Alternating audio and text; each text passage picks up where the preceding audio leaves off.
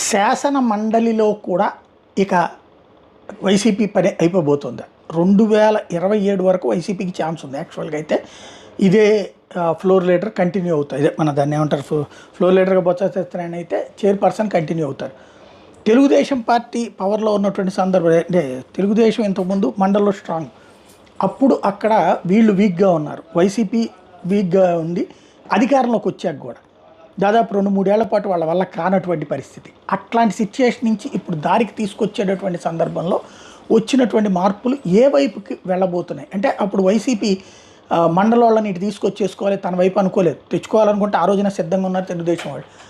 వాళ్ళకి కొన్ని అవకాశాలు ఏమైనా కల్పిస్తామంటే, లేదా కొన్ని కాంట్రాక్ట్లు ఇస్తానంటే వాళ్ళు అటు పోయేవాళ్ళు. అట్లాంటిది ఏం కల్పించలేదు వాళ్ళు అసలు. అంటే వైసీపీ ఫ్రమ్ ద బిగినింగ్ ఈ జంప్ జలాన్ని ఒప్పుకోలేదు. వెంటనే ఒకడు మాట్లాడేస్తాడు, వాళ్ళ నలుగురు ఎవరు, వల్లభనేని వంశీ ఎవరు, వాళ్ళు ఎవరు, వాళ్ళకి కూడా కండవాలేసి తీసుకు